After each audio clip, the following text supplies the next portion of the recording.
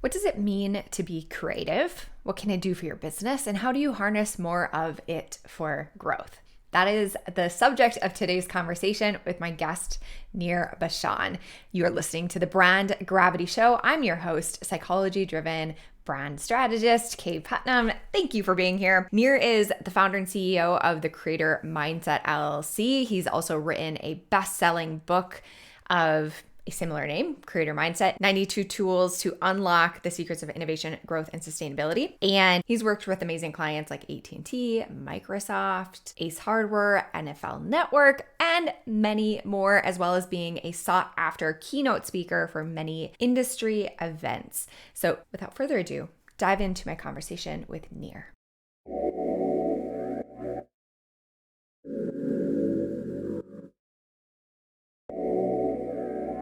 Nir, thank you so much for being on the show. I'm excited to chat about all things creativity. We'll definitely touch on your book, but before we do that, I'm curious, do you have a personal story that has influenced the way that you think about creativity and innovation? Yeah, thanks for having me, Kay. I've got a lot of stories. What story do you want to hear? There's lots. There's lots and Well, lots of stories. what inspired you to write the book in the first place? Yeah, so I've been a serial entrepreneur for many years. I've had my own companies. I've worked for other people. I've, started stuff from scratch that has crashed into the mountain and stuff that's gone well. And what I've noticed consistently is that creativity is the differentiator between success and, just kind of not reaching a point where you are successful. And so I started to ask around because why not, right? I'm sure somebody knows the reason why, creativity is so important. And I asked around some different C-suite people that I respected at different companies, entrepreneurs who were building up small companies, and nobody would tell me. Nobody would tell me. And I got kind of frustrated. I read all the books and all of them are shit. They are all shit. It is all about creativity is the why and why we should do it, but none of them gave us facts, tools, tricks, tips that we can use to become more creative. So I wrote my own, literally found a hole in the market and filled it with my own thing. And that's kind of how I came about writing the Creator Mindset. Amazing. Did you always consider yourself to be creative? Yes and no. I worked in creative fields. I worked in Hollywood for a long time. I worked in the music business, and I saw that these, actors and musicians that we think are the most creative people on earth, right? They all had routines and they were all regularly kind of practicing creativity. And I said to myself, I'm in a recording studio. Am I being creative? I don't know. I'm kind of practicing a routine, right? I'm practicing a set of tools and tips and kind of tricks to enhance those creative moments. And I guess it kind of hit me that this is not something, that strikes you every once in a while on the second Tuesday of the month when the stars are aligned in a certain way. This is something you kind of do every day. And so I got into the habit of understanding that creativity is, yes, a practice. And I don't know. I don't know if I'm the most creative person, but I sure know the tools of how to do it. Do I practice that every day? No, maybe I'm the dentist with bad teeth, but I certainly try. Yeah, that's amazing. How do we get in our own way when it comes to practicing creativity? Yeah, we get in our own way all the time, right? I think that what happens is we have a creative idea or something different or something fun, and our analytical mind shuts that idea down instantly. And we kind of get in a rut and in a space where we're not creative, where we're not innovative, simply because we are our own worst enemy. And for your audience and people that are listening, I'm sure this makes a lot of sense, right? You're trying Yeah. to do something, you're trying to get to this level, and you yourself are the worst enemy, the biggest competition, the biggest roadblock. It's not an external thing. It's not somebody else that's preventing us from doing what we need to do. It is almost always the construct of how we view things, how we talk to ourselves, how we visualize our own success. and these types of things that are the block. So yes, creativity is incredibly important, and allowing yourself to practice it is like a gift that you give yourself. Just like, you take time out to do yoga or to run or to do some exercises or whatever, meditate or whatever it is that you do that you enjoy, you also have to include creativity and innovation in that me time. Mm, yeah, I want to dive into some of the specific practices in a moment. But before we do that, do you have a favorite case study from a client who used a creative practice or a creative study to create amazing results? Yeah, good question. I was at a keynote yesterday in DC with a software company, and this company has some challenges with the payment system. They're kind of a legacy software company, and they're kind of, like we all are. It worked yesterday. Hopefully it'll work tomorrow. Let's not mess with it. Yeah. And so part of the keynote was around looking at how we're doing our invoicing. How are we charging customers? How is money coming into the organization? And saying it's fair game to tweak it. Now, most people get really nervous when you try to tweak that because that's the lifeline, right? You don't want to Yeah. tweak the thing that makes the company money. And yet sometimes it's the most vital thing to do. I think it's important to just kind of benchmark that the creativity that I talk about is not about music and dance and like crazy stuff. It's really about an evolution of business practices, not a Mm, revolution. It's an evolution of business practices that allow for some mistakes to happen along the way that we can learn from. But most importantly, it allows for these little changes in how we engage. So for this particular business, I said, "Hey guys, I've spent some time with your C-suite before I came in, and we looked at some of the bigger challenges. And what I recommend is we move to, have you guys thought about moving to an a la carte model?" And they were like, "What? No, we just lump in. People use the services. It's all there. They can use one or two of them. They can use all of them." And I said, "Okay, cool. That's awesome. But how about taking out little sort of items of the offering and let people decide what they want?" Generally, maybe not generally, but in this particular business, it's kind of a race to the bottom, right? Where mm, everybody is just trying to, offer this particular software service at the lowest cost and blah, blah, blah. This particular company has some of the best customer service ever. Like people love them. Once they engage with them, they love them, but it's hard to break into the market because of a price point. So I said, mhm, let's go a la carte and then let's offer something stupid cheap, and the stupid cheap then would get somebody to engage. If somebody engages, then you have an opportunity to show them how good your customer service is. And then guess what? You can add more of the products or services later on. So we built this whole keynote around that particular item yesterday in DC, and it went really well. There was a lot of skepticism and a lot of, oh my God, what if they only buy one thing? We're going to go out of business. And that responsibility is like, I think it's really important because a lot of companies say, we're so much better than the competition. We're so much better. Our customers love us, but we lose out because people won't want to try our product and services because, price point or whatever. And mhm, I say to people like that, great. If you really believe that, bring it. Give the customer an entry point that is so like no brainer, and then use that relationship to build it into something more meaningful. And so that's kind of a real life case that I was doing this week. I love that. Thank you for the specific example. So we've mentioned that you need to have a useful perspective or mindset when it comes to creativity.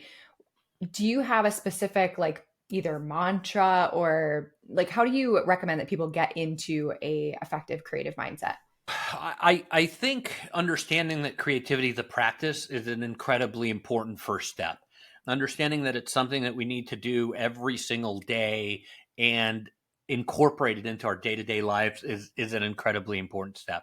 One of the things that I think is really essential when starting to think about creativity or innovation in your particular practice, right? I don't work with you. I don't work with your audience. So I don't know exactly what it is that you guys do, but I can give you a general first step.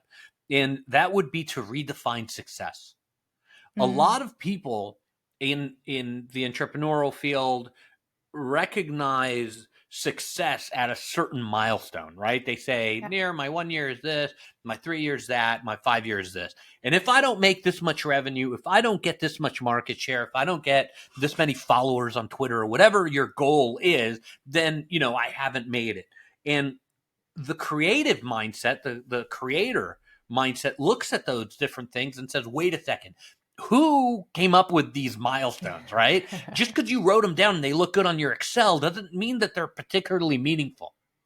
So what we really need to do is we need to look at those milestones and recognize and redefine success points, right? If Yeah. we only celebrate when we reach a year, K, or 3 years or 5 years, we're missing out on all of these incredible little victories along the way that define our company. They define who we are. They define a sense of joy, a sense of pleasure, a sense of identity, a sense of culture for our employees. And when we just steamroll past all these really great moments that come up along the way, we are squashing creativity and not enjoying it. So redefine success.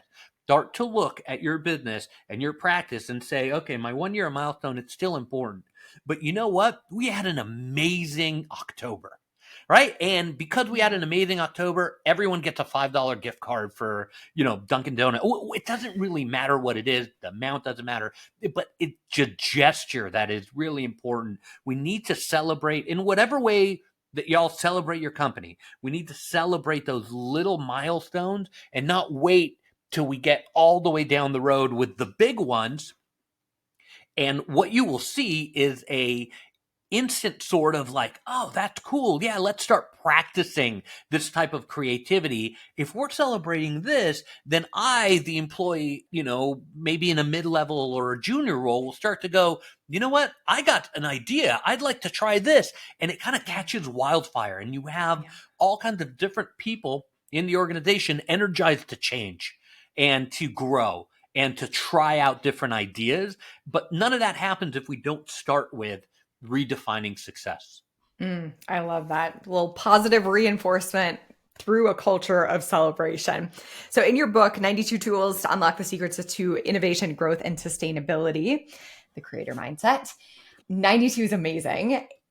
Have you had any people have a outsized reaction to any one of those tools? Yeah. I get some emails. So by and large it's positive, but yeah, there's some people who are like, what were you thinking?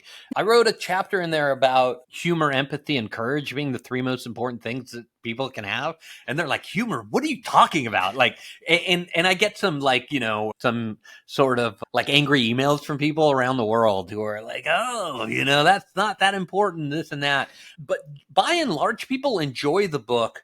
I get a lot of feedback that nobody starts at the beginning, which is great. I mean, they're like, oh, I read the first few pages and then flip to the chapter that I'm working on now. We have a problem with hiring. So I flipped to that chapter and like got some information about, how to bring people in. So I think the nonlinear thing was surprising. The fact that people don't read linearly, which is totally cool. And I think the humor, empathy, and courage part has been the most controversial, I'd say, over the years, and it's something that people, I don't know, they kind of either love or they don't. Yeah, yeah. I love how meta that is that people are reading a book about creator mindset non-linearly. That's I amazing. know. That's funny. Love it.